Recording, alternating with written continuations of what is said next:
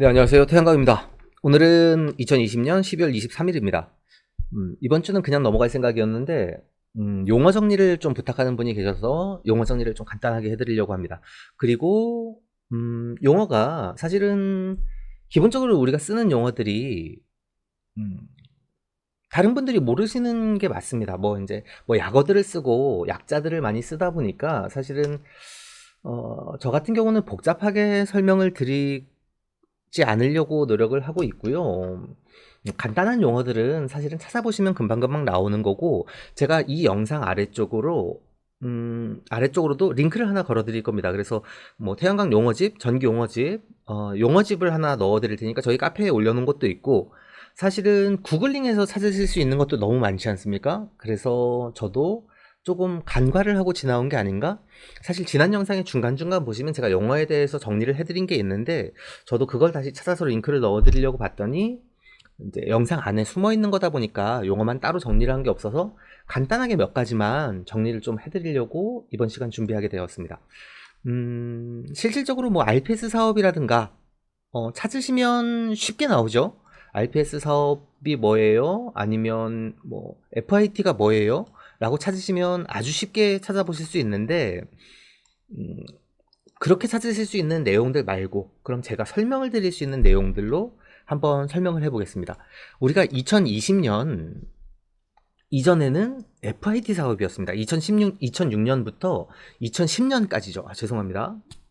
연도가 틀렸는데 2006년부터 2010년까지 FIT 사업이라고 진행을 했습니다. 이거는 발전 차액 지원 사업입니다.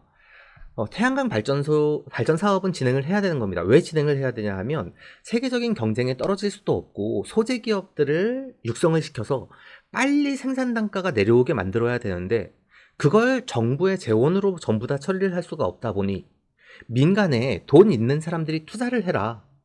투자를 해서 정부에서 하는 거 이외에 민간 사업도 육성을 해서 수요를 많이 만들어내고, 수요를 많이 만들어냄으로써 기술 개발이 더 빨라지고, 그럼으로써 산업이 더 빨리 육성이 될 것이다. 그렇게 돼서 그리드 페리티에 빨리 도달하게 만드는 것. 그리드 페리티는 태양광의 생산 단가가 원자력이나 화력 같은 다른 전원에 비해서 생산 단가가 같아지는 시점을 얘기합니다. 지금은 그리드 페리티에 거의 도달을 다 해간다라고 몇 년 안에 육지도 들어갈 거라고 저는 생각을 하는데, 그러다 보니 산업을 육성하기 위해서 RPS 또는 FIT 사업이라는 정책적인 지원 사업들을 진행을 했던 겁니다. 이건 우리나라뿐만이 아니라 세계적으로 다른 나라들도 많이 시행을 하고 있는 정책이고요. 제가 2007년, 8년부터 해외 사업들을 여러 건을 건드려 보다 보니까 해외 사업을 한다는 브로커들이 되게 많으세요. 브로커들 또는 업체들, 기업들이 저희 해외 사업하려고 하는데요 라고 저한테 문의를 하시면 제가 가장 먼저 말씀을 드리는 게 그겁니다. 그 나라의 정책 사업이 어떻게 되어 있습니까? RPS를 진행 중입니까? FIT를 진행 중입니까? 아니면 금액은 어느 정도를 보장을 해주죠? 기간은 어떻게 됩니까? 이 정책적으로 나라에서 지원을 해주는 부분들을 알아야 사업을 진행을 할 수 있는지 수익성을 판단을 할 수가 있는 겁니다. 그래서 지금 되게 많이 얘기를 하시는 것들이 정부 지원이 없으면 살아남을 수 없는 전원이 아니냐 라고 얘기들을 많이 하는데, 그것조차도 저는 좀 아니라고 생각을 합니다. 발전소를 운영하고 환경을 오염시키는 데는 환경부담금들이 많이 포함이 되어 있죠. 그런 환경부담금들을 조금 더 깨끗한 에너지들을 사용하는데 많이 돌려서 투자를 하고, 그럼으로써 앞으로 제가 그 얘기 되게 많이 드렸는데, 우리는 원자력을 빨리 지금 당장 없애야 된다라고 얘기를 하는 사람들이 아닙니다. 점차적인 변화가 필요하다. 원자력 발전소, 화력 발전소, 특히나 화력 발전소 요즘에 문제가 많이 되고 있는데, 환경을 너무나도 많이 오염시키는, 우리가 지금 코로나 때문에 마스크를 쓰는 게 아니라 미세먼지 때문에 마스크를 더 많이 썼지 않습니까? 이런 환경 변화에 너무 미세먼지가 많아지고 환경이 변화되는 것들을 줄이기 위해서 친환경 신재생 에너지를 써야 되고, 그것들은 사실 돈보다도 더 중요한 문제들이 되는 거고, 당장의 원자력이나 화력을 없애고 신재생으로 100% 대처해야 돼 라고 얘기를 하는 게 아닙니다. 기껏 그렇게 신재생 에너지를 살려주고 나라에서 신재생 에너지밖에 안 한다라고 얘기를 하는데도 10%를 목표 상향을 했음에도 2030년까지 우리나라가 신재생 에너지로 확보하려는 전원의 크기는 30%입니다. 총 에너지 생산량의 30%. 겨우 그거 가지고 나라가 망하니, 원자력이 망하니, 화력이 망하니라고 얘기할 필요는 없는 거겠죠. 반드시 필요한 사업이고 세계적으로도 앞서 나가는 게 아니라, 자, 앞으로 아리백 같은 게 들어오는 기업들이 신재생 에너지를 활용하지 않으면 그 기업에서 생산한 물건들을 안 사준다라는 운동들이 진행이 되다 보니까 기업의 존재의 가치, 존재의 목적, 기업을 운영해 나가는 이유가 되기도 합니다. 아리백, 신재생 에너지를 활용을 하고 적용을 안 하면 그 기업에서 생산된 물건을 사주지 않는 그런 시장들이 곧 다가오니까요. 그래서 초창기에 진행을 했던 것들이 FIT 사업입니다. 우리나라에서도 처음 진행을 했던 거죠. FIT 사업을 하다가 2011년, 12년 RPS 시범 사업을 진행을 했고요. 그리고 2012년 이후에 본격적으로 RPS 사업이 진행됐던 겁니다. 그리고 2018년에 소규모 FIT 사업, 아니면 농업인 FIT 사업이 다시 병행이 됐던 거고요. 이런 FIT 사업부터 말씀을 드리면, FIT 사업은 아까 말씀드린 대로 정책적인 지원금을 바탕을 하는 사업이지 않습니까? 이때의 사업은 어땠냐 하면요, 9월 30일까지 준공되는 발전소는 560원, 대신 10월 1일부터 준공되는 발전소는 460원, 이런 식으로 됐었습니다. 그래서 매년 금액들이 계단식으로 떨어졌습니다. 그러다 보니 금액들이 너무 계단식으로 떨어져서 부득이하게 9월 30일까지 준공을 해야 되는데 10월 1일, 2일에 준공하는 것들은 문제가 생겼죠. 금액들이 막 100원씩 차이가 나니까. 그리고 비리도 좀 많았죠, 사실. 개통연계가 안 되는 것들, 개통연계 막 땡겨가지고 뒷돈 주고 하고, 사용점검사 못 받는 것들 바닥에 모듈 막 깔아놓고 그냥 사용점검사 가라로 받아버리고, 이런 것들이 문제가 되다 보니, FIT, 그리고 전력기반기금으로 다 보존을 해주는 것들이 문제가 되다 보니 FIT 사업을 하던 것들이 이제 자연스럽게 RPS 사업으로 넘어갑니다. RPS 사업으로 넘어가는 것도 2011년, 12년에 RPS 시범 사업을 진행을 하고 12년 이후부터 본격적인 RPS 사업이 진행이 됐는데요. RPS 사업은 공공의무화 사업입니다. FIT 사업은 발전 차액을 지원해주는 사업이고요. 공공의무화 사업은 뭐냐 하면 화력이나 뭐 이렇게 환경오염을 시키면서 전원을 생산하는 발전사들, 500메가 이상의 전기를 생산해서 판매하는 발전소들이 어떤 이유로든 환경을 오염을 시키고 있다. 그리고 신재생을 해야 하다 보니까 너희가 판매하는 전력의 일정 포지션, 그것도 막 10%, 20%가 아닙니다. 단계별로 1%, 2%, 3% 이렇게 늘려가서 일정 수준은 신재생 에너지를 활용을 해라. 공공의무화 사업도 100% 밖에서 신재생 에너지를 사는 게 아니라, 너네들이 1%를 해야 된다라면, 판매하는 전역의 1%를 신재생을 해야 된다라고 하면 50%는, 0.5%는 너희들이 직접 생산을 하고 0.5%는 모든 걸 직접 할 수 없다 보니까 민간에서 투자한 발전소에 공급 인증서라는 걸 니들이 돈을 주고 사라. 그래서 공급 인증서 시장이 형성이 된 겁니다. 그게 RPS 사업, 공공의무화 사업입니다. 발전사들에 대해서 공적인 의무를 준 거죠. 신재생 에너지를 매입할 수 있는. 그러면 RPS 사업 안에서 신재생 에너지 공급 인증서를 판매를 해야 되는데, 민간에서 발전소를 운영을 하면 우리는 S&P만 가지고는 수익성이 안 됩니다. S&P 변화율을 간단하게 말씀을 드리자면 2000년대부터 2010년까지 S&P가 연평균 8%가 상승을 했습니다. 그리고 2010년부터 2013년 초 정점이 될 때까지 36% 정도가 상승을 했습니다. 그래서 육지 S&P가 168원, 9원 정도, 거의 170원에 육박하는 금액이 떨어졌고, 2013년 이후에 복합발전소들이 막 준공을 하면서 S&P가 폭락을 하기 시작했죠. 사실은 S&P가 떨어질 거라는 건 예상을 다 했던 거지만 2019년 초, 2020년이죠. 초에 코로나가 터지면서 완전히 정점을 찍는 거죠. 그래서 지난달 S&P가 49원, 50원이 안 되는 수준까지 떨어졌습니다. 이런 금액 가지고는 민간에서 투자를 했는데 S&P만 가지고는 수익성이 되지 않다 보니, 그러면 공공의무화 사업이 있어서 추가 수익을 낼 수가 있다. 그럼 추가 수익은 어떻게 내는 것이냐? REC라는 신재생에너지 공급 인증서를 주는 겁니다. 1000kW의 전기를 생산했으면 1REC, 1000kW당 1REC라고 해서 공급 인증서를 부여를 했습니다. 내가 발전소를 운영을 하는데 발전소에서 2000kW의 전기를 생산했어요. 그럼 2REC를 주는 겁니다. 누가? 에너지관리공단 신재생에너지센터에서. 그러다 보니 발전소가 완공이 되면 이 발전소가 REC를 받을 수 있는 발전소인지 없는 발전소인지를 에너지관리공단에 먼저 검사를 맡죠. 그래서 에너지관리공단에서 오케이, RPS 대상 설비 설치 확인을 해줍니다. RPS로 운영하는 대상 설비라는 것들을 확인을 하는 거죠.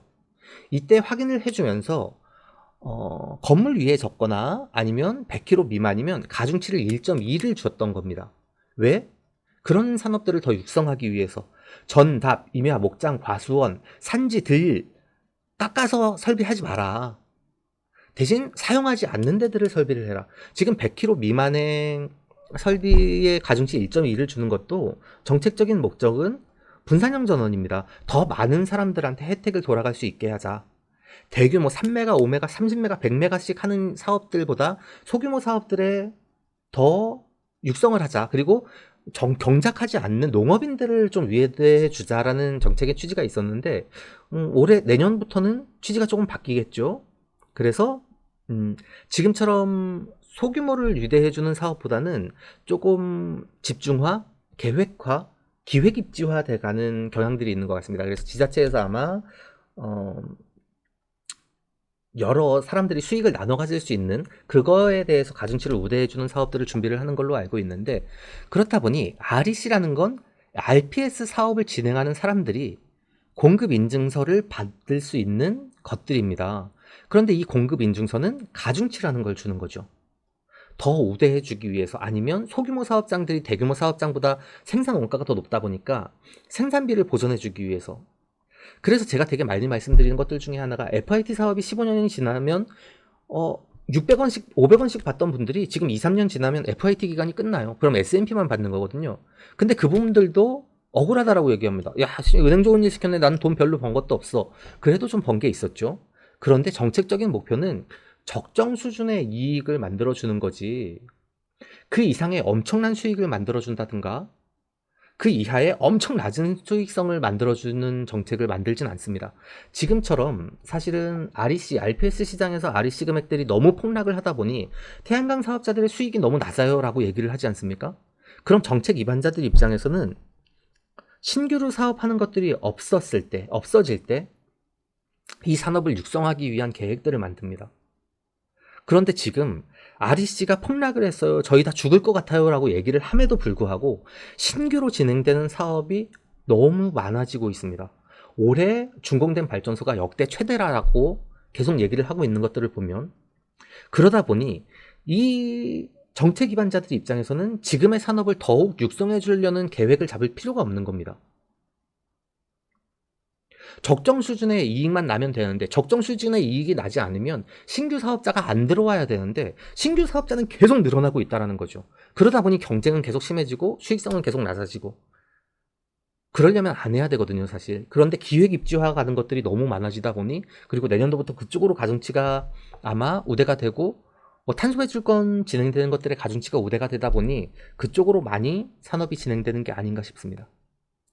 RPS 사업도 마찬가지고 FIT 사업도 정책적으로 육성하기 위해서 인위적으로 만들어 놓은 사업이다 보니 사실 영원할 수 없고 흔들림이 있을 수밖에 없는 거죠. 그리고 그 속에서 PPA 사업이라고 지금 말씀하시는 것들이 있습니다. 사실 PPA 사업은 PPA 사업이라는 게 아닙니다. PPA 사업은 한전이랑 거래를 하는 전력수급 계약이거든요. 우리가 지금 S&P를 지급받는 거, 태양광 발전 사업자들이 한전에서 전력거래 대금, S&P라는 걸 받지 않습니까? 개통 한계 가격이라고 하는데요. 이 개통 한계 가격은 실시간으로 변동되는 가격입니다. 수요와 공급에 따라서 변동이 되고 있고, 사실 생산 단가가 제일 낮은 전원들 먼저 돌리고 있습니다. 그래서 원자력을 돌리고 화력을 돌리고 그것보다 조금 높은 전원들의 수요에 따라서 발전소를 돌리는데, 사실 기본 가동을 해야 되는 물정들도 있고, 또 생산 단가가 올라가면 생산 단가가 올라간 거에 금액을 지급을 해줍니다. 그러다 보니 S&P 가격은 실시간 계속 변동이 되는 가격이고, 사실 S&P 가격은 전력거래소 홈페이지 들어가시면 실시간으로 확인하실 수가 있고요. REC 가격도 매주 변동되는 가격을 저희 카페 홈페이지에 거제를 해드리고 있습니다. 그러다 보니 매주 확인하실 수 있는 변동 금액들을 보셔야 되는 거죠.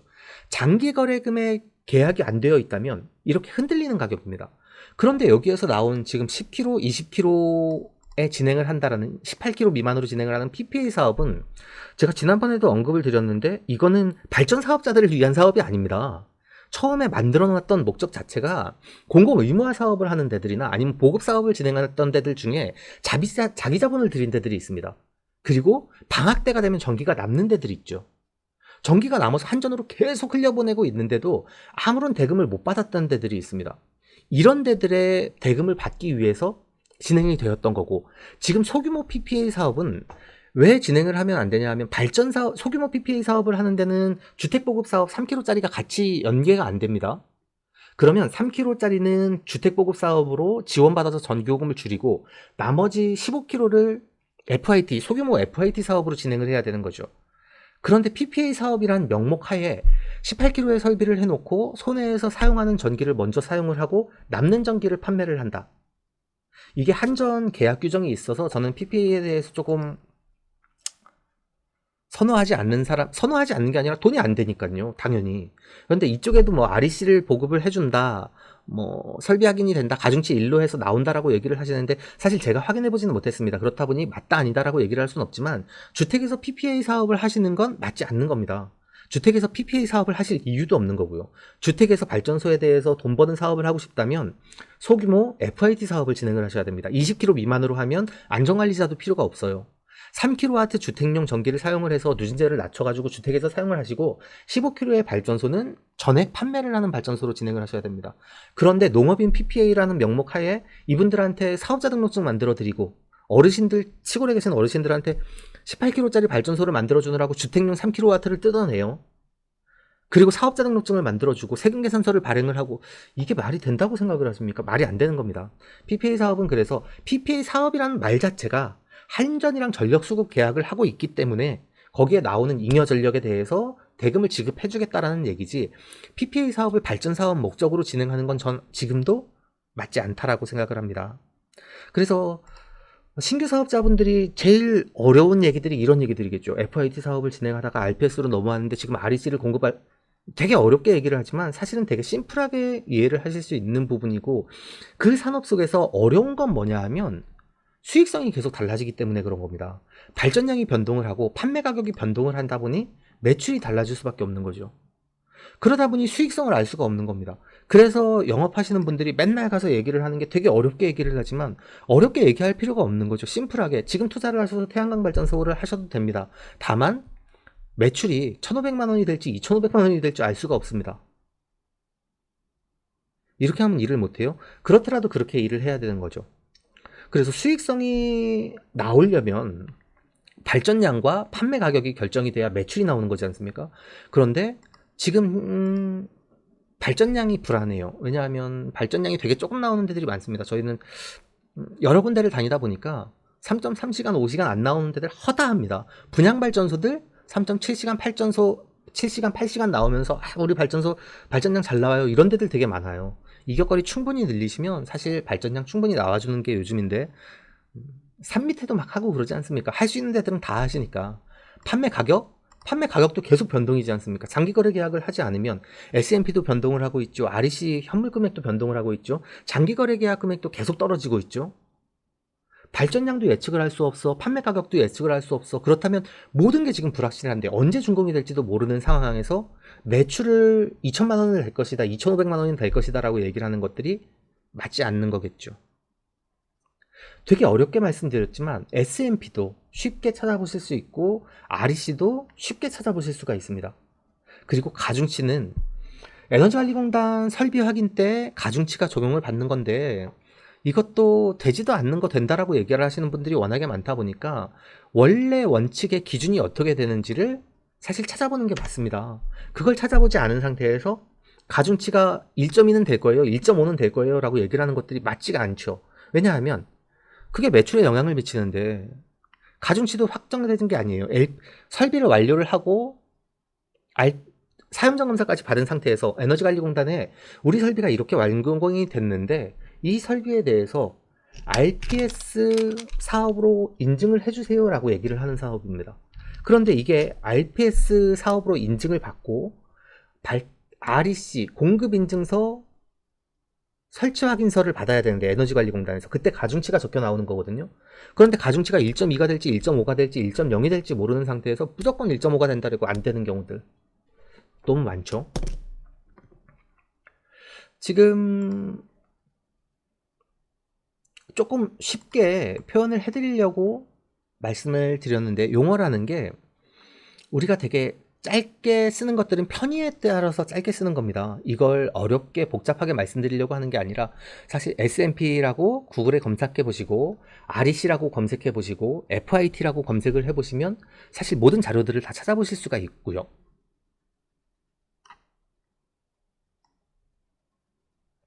모든 자료를 다 찾아보실 수가 있고요.